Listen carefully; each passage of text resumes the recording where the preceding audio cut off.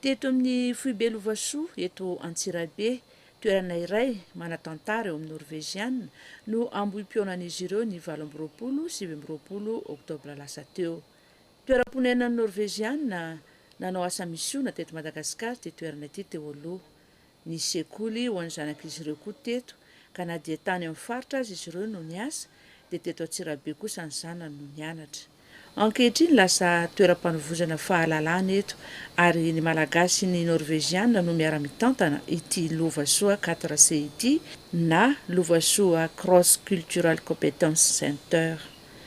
Norvégiane 50 no tonga hanatrika ny jobily fa 50 taona ny FLM.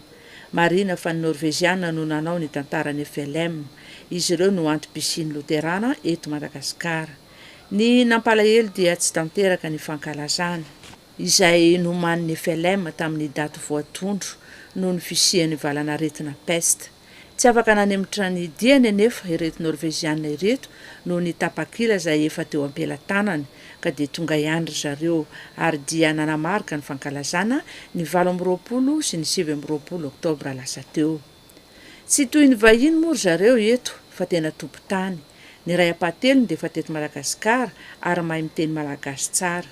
Ny roa apahatelony kosa dia voasamba ny tonga eto Madagasikara kanefa mahalala ny tantara. Amin'ny mahasakaiza misy azy ka dia mihevitra ny tenany ho tena tompo-tany koa.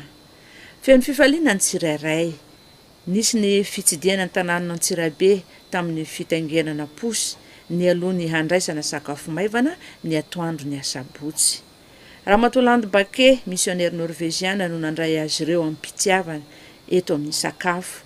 Taratra amin'ny fihetsika izy ireo fa olona manana fanetretena, havanana amin'ny fanampina ny hafa, tsopiainana, tsy miaitraitra ireto Norvégiane ireto. Miavaka amin'ny fisotroana kafe tsy misy siramamy koa ny Norvégiane.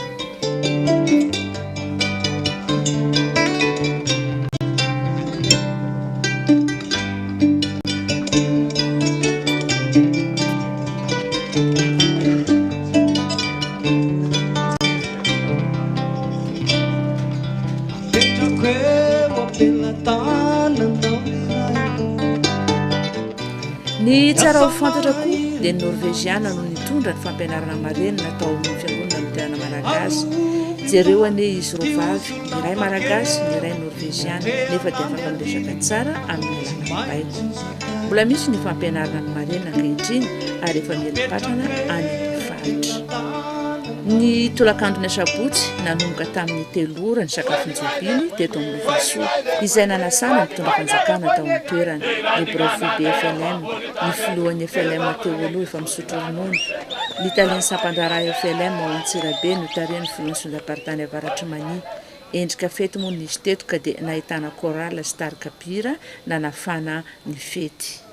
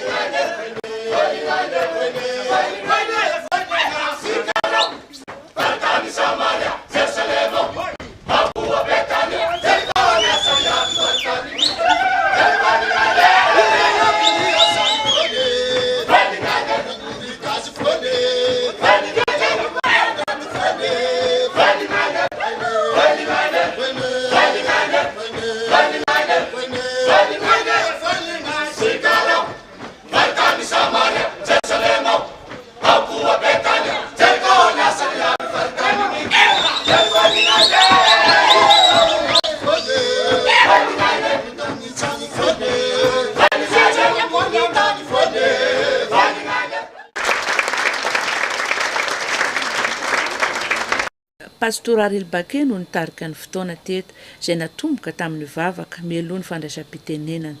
Dr Benola Benjamin no nisantatra ny fandraisam-pitenenana teto. Jij toch natte toch vrouw Oslo. au Delta QP, mais elle manque d'air. Tamin'ny fiteny norvégiana no nitondran'ny docteur Benoît Benjamin ny fiarabanany vahiny. Nianatra tany Norvezy nandritra ny fotoana naharitra izy ary nitsidika toerana maro tany ka havanana tsara amin'ny fiteny norvégiana sy ny fomba amampanao any Norvezy.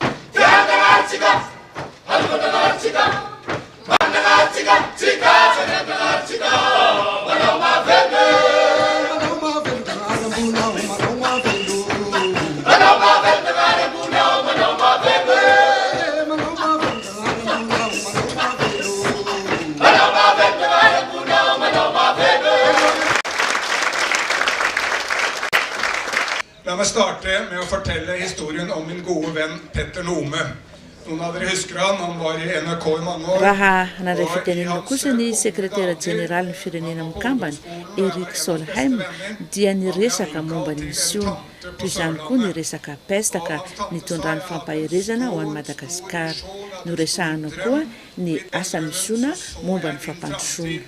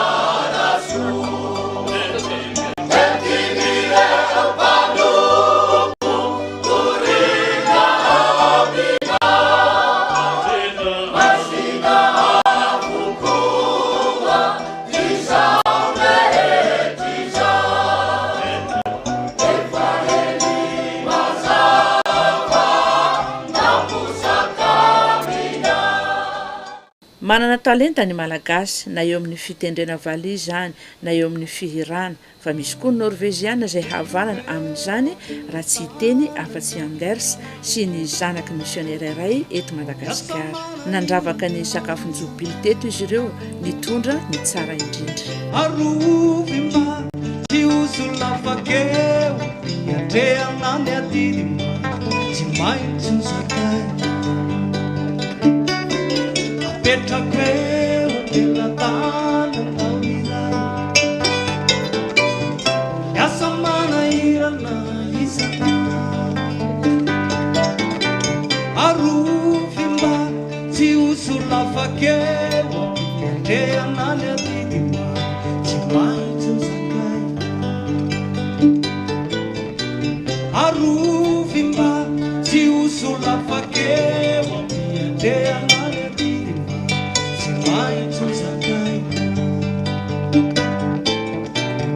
Sai matoky anao tsy mba very Sai mino anao tsy irerere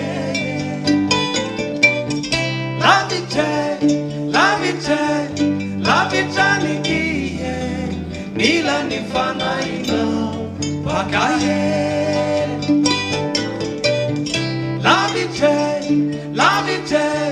Lavitrany ie Ilani fanaina pakaye.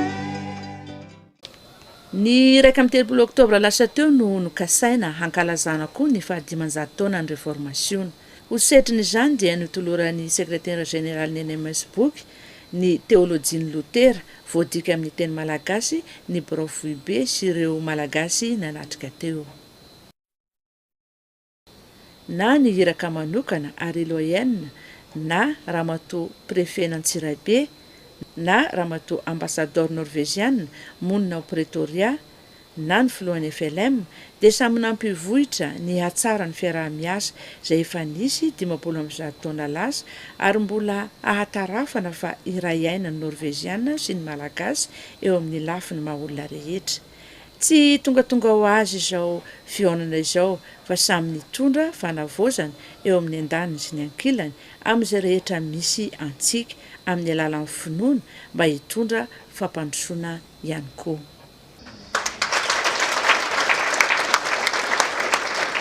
Anisan'ny nandray anjara tamin'ny fanomanana zao jobily zao koa ilay pakasary malaza pyromène ary dia naseho teto ny sanganasany.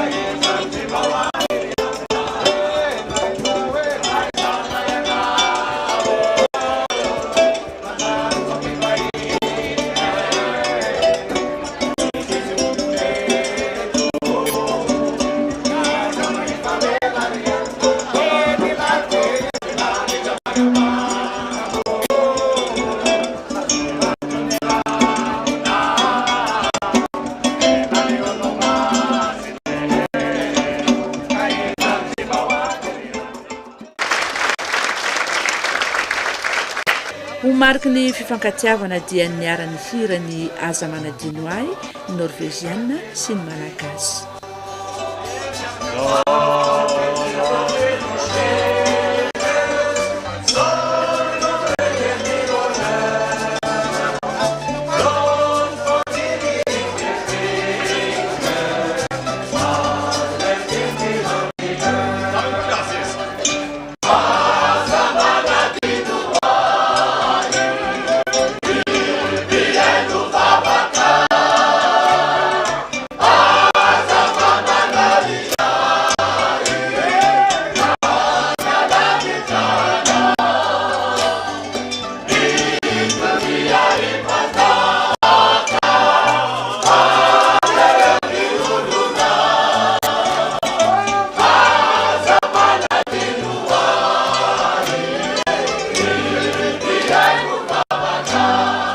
Dimapolo am'zato taona no nitondrany missionnaire norvégiana ny filazantsara teto antopsi ny FLM. Filohan'ny FLM nandritra ny taona maro ny fandimby Dr Bennourla Benjamin manakambara ny amin'ny fiarah-miasa tamin'ny Norvégiana izy. Izaho nahazo lesona tamin'ny raiko. Ny missionnaire hoy izy olombelona. Manana ny fahadisoany, manana ny fahalemeny. Fa ny zava-dehibe tokony ho tadidinao hoy izy dia ny nitorian'izy ireo ny filazantsara eto. Tsy tahaka izao ny eto Madagasikara hoy izy raha tsy nisy azy ireo nitory ny filazantsara. Ka amin'ny alalan'izay hoy izy no anankinanao ny fiaraha-miasa amin'izy ireo. Tonga teto amintsika ny filazantsara 50 taona lasa zay. Tonga eto ry zareo ankehitriny mankalaza ary be dehibe mihitsy izy ny tonga eto.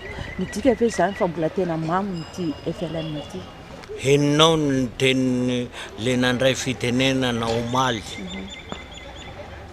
Carte de Madagascar hoy izy no be pahalala any Norvège. Efa namangy ny sakaiza misona regny le groupe be dia be reny ao tany. ary zavatra fantana misy anara-tanàna tononony indraindray zao avy any zay vao mihazakazaka hoe aiza ty tanàna tononony sakaiza misona aty Norvezy ty dikany zany ny fifandraisana amin'ny norveziana fandraisandry zareo antsika ty mbola tsara be ary manokana amindry zareo ity Madagasikara ty tsy fantatro na avy amin'ny hoe maro no maty taty fa isan'izay manana toerana be ao ampony izy ireo I Madagasikara. Ny alahady 7 oktobra maraina kosa dia niara-ny deran'Andriamanitra teto amin'ny Foibe Lovasoa ny Norveziana sy ny Malagasy vitsivitsy.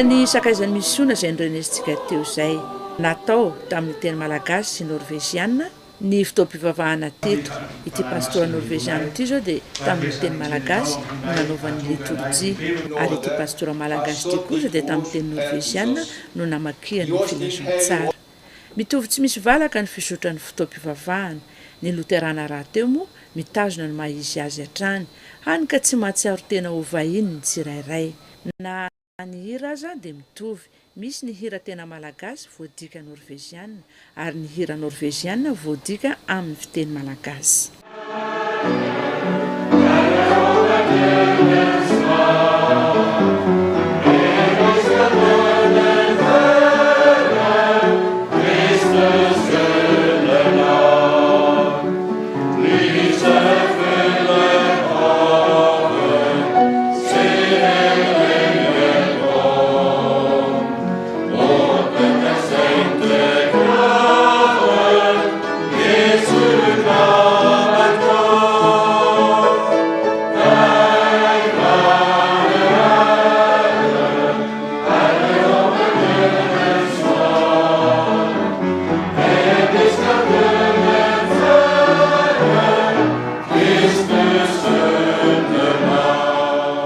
Ny pastora sekretera general NMS Efray Hozebino nitory ny teny teto izay nalaina tao amin'ny filazantsarany Matio 7:5-20 nalainy ohatra tamin'izany lehilahy iray manana fiainana kristianina tamin'ny fahatandrony kanefa tsy vitany nanaraka ny sitrapon'Andriamanitra ahoana hoy izy ny fomba ividianana ny lanitra tsy iza io fa i Lutera. Hade gått till mässa och var väl bevandrad I kristen tro. Nanana programa tsara ho azy ny dadany mieritreretana fa andinika ny lalàna ka mety ho lasa olona mahay lalàna izy kanefa ny fantaniana mipetraka taminy antrany dia ny fomba hahitana Andriamanitra be fahasoavana. Nandika ny Baiboly Lutera dia tonga ny andro anankiray nandinihany manokana ny testa ao amin'ny Romana toko voalohany 5:40 hatramin'ny 5:70 dia tavalatsaka tao aminy ny foto-kevitra vaovao hoe tsy vitan'ny tena ny mamonjy ny tena fa fanomezana lehibe ny ahafahan'ny tena iaona amin'Andriamanitra. Nazatra Lutera ny mieritreritra fa tsy maintsy miezaka andraisana ny fanjakan'Andriamanitra ary ny finoana tao amin'ny fiainany dia ezaka sy asa hatrany hatrany. Mitovitovy amin'ny ramatoa zay ndaza mino aho dia miazakazaka atao an-drano izy dia rehefa tafalatsaka lalindalina ao anatin-drano izy dia zao nataony zay tokoa no ninoako. Ny teny tao amin'ny Efesiana 4:9-20 ka hatramin'ny 10 izay mivaky toy izao amin'ny anaran'i Jesosy fa fahasoavana no namonjena anareo amin'ny finoana ary tsy avy aminareo izany fa fanomezana avy amin'Andriamanitra tsy avy amin'ny asa fandrao isy irehare fa asa nisika voaforona tao amin'i Kristy Jesosy mba hanao asa tsara izay namboarin'Andriamanitra rahateo mba andehanantsika ao aminy. Teny izay manambara ny amin'ny fahasoavan'Andriamanitra. Ho an'ny maro anefa hoy ihany izy dia misy hevitra hafa koa. Hoy Paoly manontany, azo atao ve ny manota dia mahazo fahasoavana ihany? Tsy izay no izy, hoy ihany ny mpitoroteny. Tsy ilain'Andriamanitra ny asa ataontsika ahazoana famonjena. Ahazoantsika tsara ny hoe tsy ilaina ny asa tsara amonjena antsika. Tsy ilain'Andriamanitra ny anaovantsika ezaka hanomezany antsika ny fiainana vaovao. Ny namantsika kosa, ny olona manodidina antsika dia mila ny asa tsara, mila ezaka tsara avy amintsika. Miresaka voatsara ny teksta izay anjarantsika. Moa mamokatra voatsara ve isika? Ny voatsara dia tsy hita taratra ety ivelany, tsy fitondran-tena miavaka ety ivelany. Ny voatsara dia hita amin'ny fiainan'ny olona ao anatiny. Voan'ny fanahy, hoy ny Baiboly, fanetretena, fahasoavana, fitiavana sy ny sisa. Ny teksta anjarantsika dia mampitandrina ny amin'ny fisian'ny mpaminany sandoka. Manana ny akanjon'ondry tsara tarehy ny mpaminany sasany kanefa tsy manana voatsara. Ny zava-dehibe hoy ihany izy dia ny fampitandremana mba handraisana fahasoavana amin'Andriamanitra ary hananana fifandraisana tsara amin'ny olona mba hisehoany voninahitr'Andriamanitra amin'ny fiainantsika tsirairay.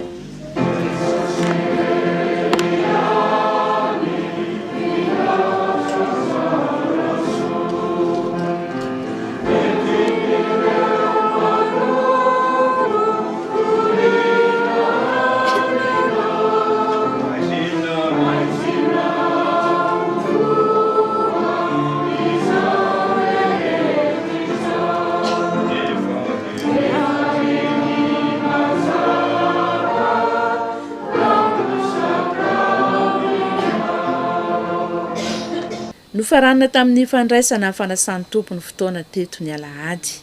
Niarana anatona ny latabatra masina ny Norveziana sy ny Malagasy ho mariky ny fiombonana masina ary niarana andray ny famelan-keloka avy amin'ny Jesosy. Filohan'ny FLM sy ireo pastora Norveziana no niarana anatanteraka ny fampandraisana teto.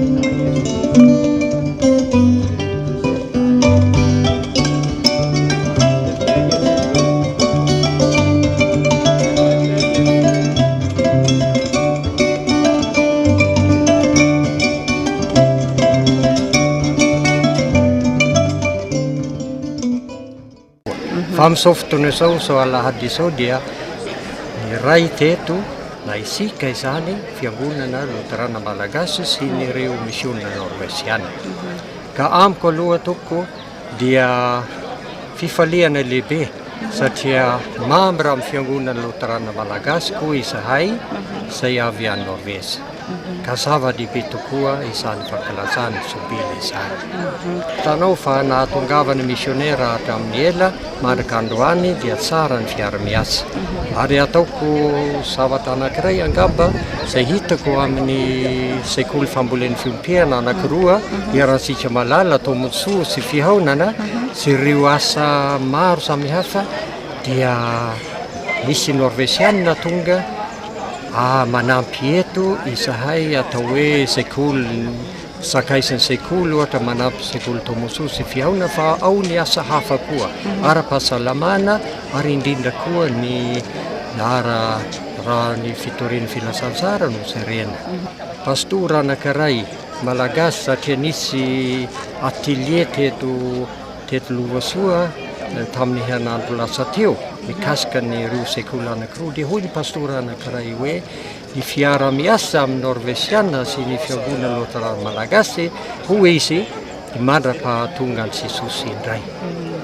Zay lazay. Ka izay no azo lazaina kendrenany aminay koa tsy ho tapaka ny fiara-miasa fa ho tohizana hatrany hatrany. Ary ny toriteny teto androany dia Efesiana 2:2 manao hoe asany isika voaforona tao amin'ny Kristy Jesosy mba hanao asa tsara izay namboarin'Andriamanitra raha teo mba handehanantsika eo aminy. Dia ao isika malagasy sy norvesiana miaraka amin'izany asa goavana izany. Ianao efa nipetraka teto Madagasikara taloha? Ia, tonga taty zahay tamin'ny 1979. Aminareo reto manahoana ny lanja ny fiangonana loterana malagasy? Zava-dehibe ny mahita ny fandrosoan'ny fiangonana malagasy. Ary henoko fa raha isan'ny fiangonana eran'izao tontolo izao dia ny fiangonana malagasy no mandroso indrindra. Ka fifaliana aminay ny mahafantatra sy miasa tamin'ity fiangonana ity. Isaorako n'Andriamanitra izany ary isaorako ny mpiara-miasa maro eto Madagasikara. Fifaliana lehibe ho an'ny norveziana ny nahafahany naneho ny fitiavany ny fiangonana loterana malagasy ho an'ny filohan'ny FLM dia toy izao kosa no nambarany mahakasika ny fiaraha-miasa amin'ny norveziana. 17 taona no natongavany NMS teto Madagasikara. 17 taona ny orenan'ny fiangonana loterana malagasy. 17 taona ny arahana ny asa. Zava-dehibe amin'izy ireo zany dia nisy norveziana ray isan-taona natao konty 17 izy ny tonga teto amin'izao fa 17 taona izao. Sarobidy loatra amin'ny FLM zany. Ary zay no nampitako hafatra lehibe tamin'ny fandraisam-pitenenana tamin'ny fivoriam-beny arahana amin'izy ireo hoe efa niarana nomboko tsika ary miaraka manohy tsika dia hanatanteraka ny baikon'i Jesosy amin'ny fitorianany filazantsara ho an'ny olombelona rehetra, amin'ny fiahinan'ny olona manontolo tena saina sy fanahy, hijery akaiky ny lafin'ny tontolo iainana, hiara-mandray an-tanana ny ady amin'ny tsy fahamarinana ara-tsosialy. Fanamby lehibe tsy eo ampelantanan'ny NMS ihany zany fa fanamby lehibe koa eto ampelantanan'ny FLM. Mpiaradia efa ela ary mbola hiaraka maharitra ny NMS sy FLM. Varavarana misokatra lehibe ho an'ny 500 taona ho avy amin'ny reformasiona izao tsarovana eto izao 17 taona ho avy amin'ny fiarahan'ny FLM sy ny NMS. Dia ho za hoe sambatra ry zareo nanatrika n'ity fotoana ity fa sambatra FLM izay soloanay tena manatrika n'ity fotoana ity fa alisika rehetra. Ny tolakandro ny alahady dia niainga avy teto amin'ny Lovasoa ny délégation norvégienne izotra ho an'ny Betafo ny dia teny an-dalana dia nampahafantarina ireo norvégiana voasambany tonga teto Madagasikara ireo dia an-tanany norvégiana teto toy ny lycée Mangarivotra ny fiangonana Masinandrainy izay tazana amin'ny lalana makany Betafo iny. Nahoana tokoa moa no hoe Betafo satria tao Betafo no nitorian'ny norvégiana ny filazantsara voalohany sy nanaovan'ny batisa voalohany tamin'ny taona 1790. Arak'izany mamin'ny norvégiana fatratra ity toerana ity, betsaka koa ny fahatserovana misy eto ho azy ireo.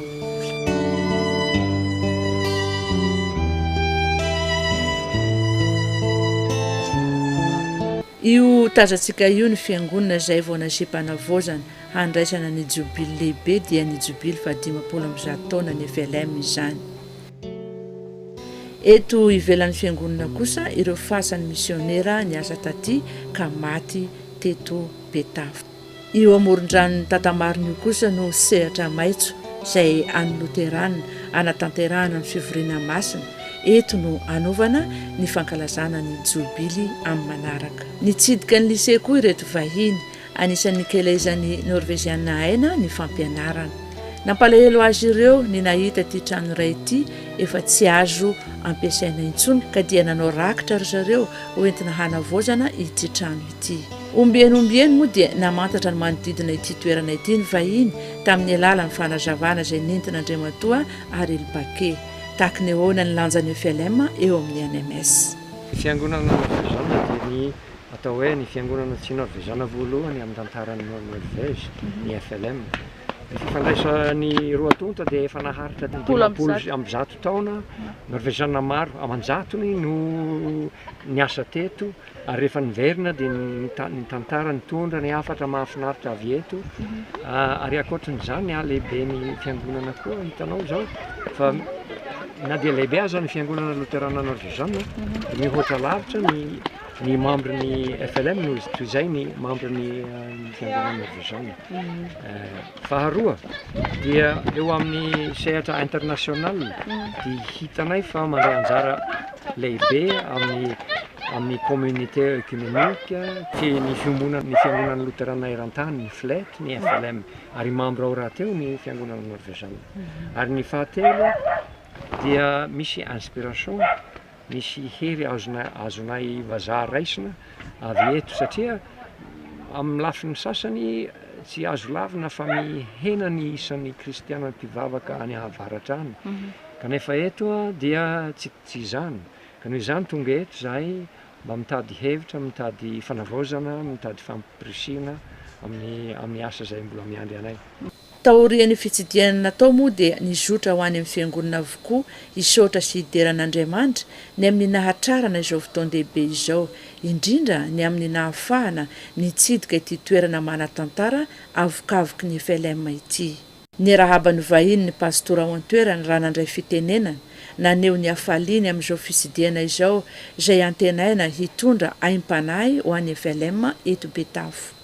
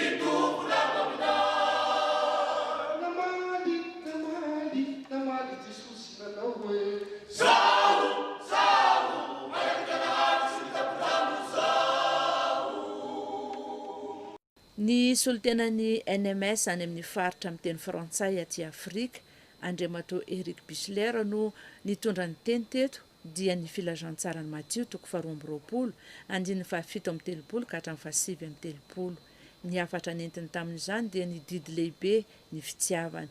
Tiavany namanao tahaka ny tenanao izy, sarotra amintsika izany ho ihany izy, kanefa raha miaraka amin'ny Jesosy isika dia vitatsika izany. Avelao Jesosy hiasa eo amin'ny fiainanao, amin'ny alalan'ny mason'i Jesosy no ahafahantsika mitian'ny hafa. Raha manana fitiavana isika, ho ihany izy dia afaka hanampy ny hafa, hanampy ny mahantra.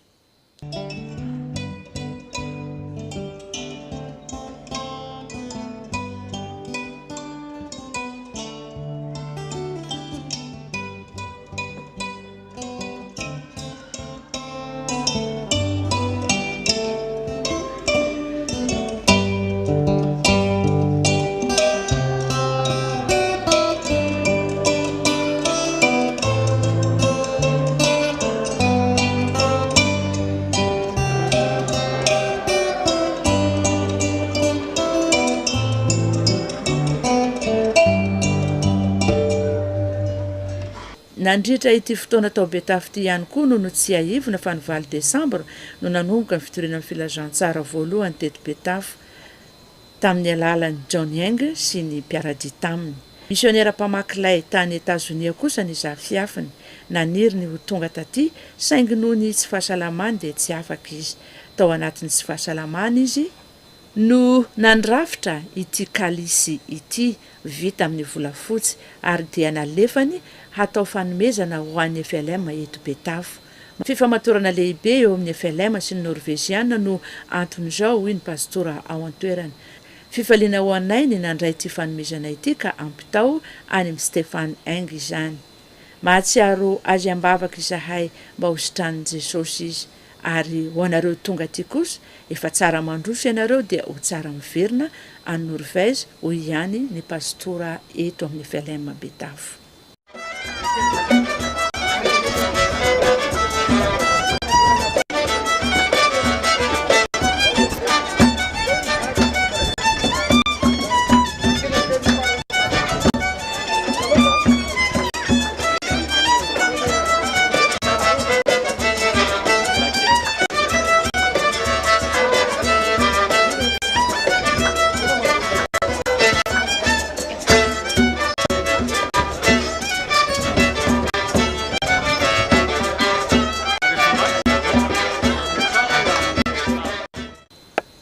Ankoatra ny fitorinan'ny filazantsara izay nentin'ny Norvégiana taty, azo fantarina ve ny amin'ny zavatra hafa nentiny taty koa ka mbola mahatoy izao ny FLM. Ny lafiny culturel aloha tena be. Niady mihitsy ny missionnaire norvégiana handravana ny esclavage eto. Ary tanteraka iny.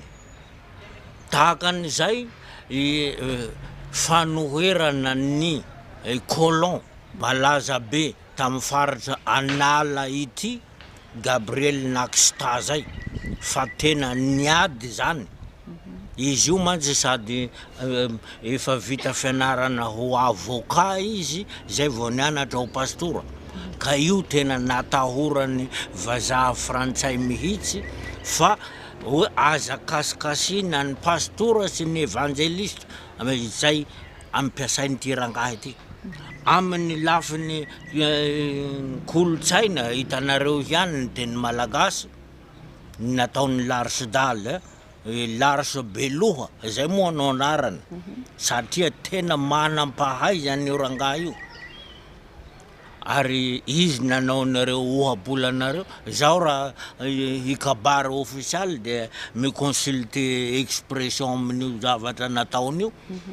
Hitanareo Ludwig Munt amin'ny fandikana ny baiboly ho teny malagasy taty aoriana na ny fotom-pianarana ireo zao nanaovany doctorat tany Sorbonne. Tahakan'izay koa ny fanorenana trano mba ireritrereto ty Antsirabe ty. Io zao tokony efa ho io le trano misy ny président synode io tokony efa ho karakarain'ny fanjakana ny entretien. satria io no trano lehibe voalohany naorina eto Madagasikara ary ity rano mafana eto Antsirabe ity missionnaire nahitan'io ary nanaoky tragnotragno fandroana eo sy traitement eo na milafin'ny fitsaboana Gérard Robika hoy isika androany fa neria soavy nandriana zay moa raha ny marina nge dia docteur Borgrenvik no nikarakara an'io voalohany teo fa izy sady docteur no pastora de nivady nikarakara tato Antsahamanitra. Inona re toko zany hoe mba hoe fanirianareo ho an'ity FLM eto Madagasikara ity? Mba handroso tsara ny na ny fitondrana ny FLM, ny fivoaran'ny fiangonana ary ny asan'ny fiangonana eo amin'ny firenena koa mba handray anjara ny fiangonana hampandroso ny firenena mba hahatsara ny fiainan'ny bahoaka malagasy. Fa mihena isanareo eto Madagasikara satria tianareo hoe ahazaka tena bebe kokoa izahay aminareo hoe hitanareo fa zay tokony lalana tokony izorana. Mino marina fa tsy maintsy tonga ny andro zay andraisany eo toerana anjara bebe kokoa ary ataoko efa tonga aty Madagasikara ary hitanao marina manan-talenta maro be ny malagasy amin'ny sehatra rehetra kanefa ny fiara-miasa tsy azo janona sady tsy maintsy tohizina mandrakizay satria moa tsy misy ny hoe tompo sy mpanompo fa isika dia miara-miasa sy mpiaradia. Ny arahana lala moa fa tsy tanteraka ny fankalazana teto Betafo noho ny fisian'ny peste teto amin'ny firenena na izany na tsy izany vonina Betafo amin'ny fandraisana toy izany koa ny sondabaritany avaratry mani. Teninao président manoloana ny hetahetan'ny kristiana loterana hanatrika ny jobily fa 500 taona ny FLM. Voaraiko ny hetaheta avy amin'ny Betafo, voaraiko ny hetaheta avy amin'ny avaratry mani fa ny 9 Desambra no fotoana nanomboana ny liturgie loterana sy nanaovana batisa loterana voalohany. Noho izany dia kendrena ny anatanterahana an'ity jobily ity amin'ny Desambra. Noho izay antony lehibe zay ka dia ny 500 taona ny FLM mandray no mitondra ny ivony. Teo zany ny 500 taona no ivony dia manaraka ny 500 taona. Fa zao zany ny 500 taona no ivony dia manaraka ny 500 taona. Mbola tsy mifarana ny taona. Ivony fankalazana zay atao aty Betafo. Mbola faranana izy io any Ambatovinaky amin'ny Mai 2024. Noho zany tsy foana le izy fa nahemotra. Manao antsoavo ary tonga ava maro ndray any Betafo amin'ny Desambra. Tsy ho ela dia voambara aminareo ny daty marina. Arak'izany manao mandram-pioana aminao any Betafo amin'ny volana Desambra ho avy izao anamarika ny jobily fa 500 taona ny fiangonana loterana malagasy.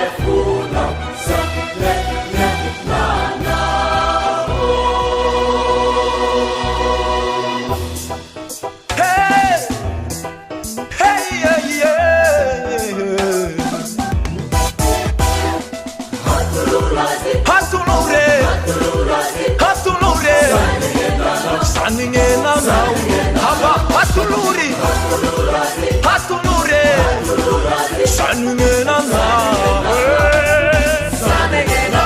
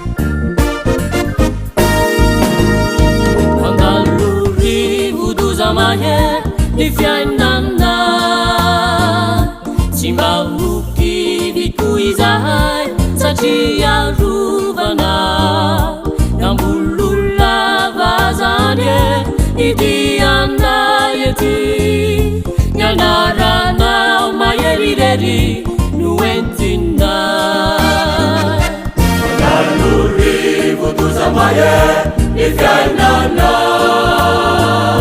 tsy mahoky vitoizahay satria rovana nambololava zany idianay ety nianaranao maherirery no entinay nisautanao izahay no nifindramana nananarenanao ny fiainana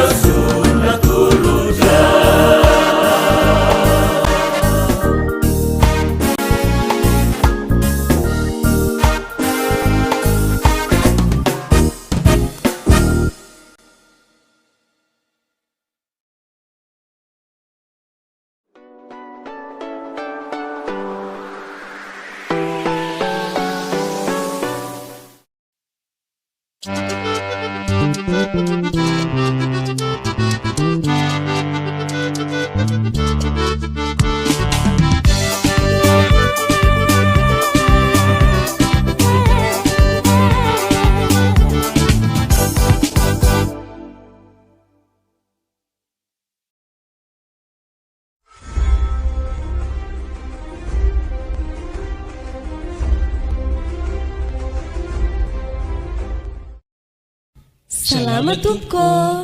Faly dia faly izahay ivelay mampita tafika miarahaba antsika rehetra amin'izao fotoana izao. Manasanao ary izahay anjohitra amin'ny farany ety etsikay ka noho izany dia tsy misy tsara noho izao dia mametraka amin'ny fiainanao sy izay atao eo an-tanan Jesosy tomponao. Tananao Jesosy ho ametrako ny fiainako izao Ti ukivini fu fama tukimino notuku Kanaribu trai fufu Tiapi uvanala ni finuku Anatina nauri leti mama da Mandi tukune wantana da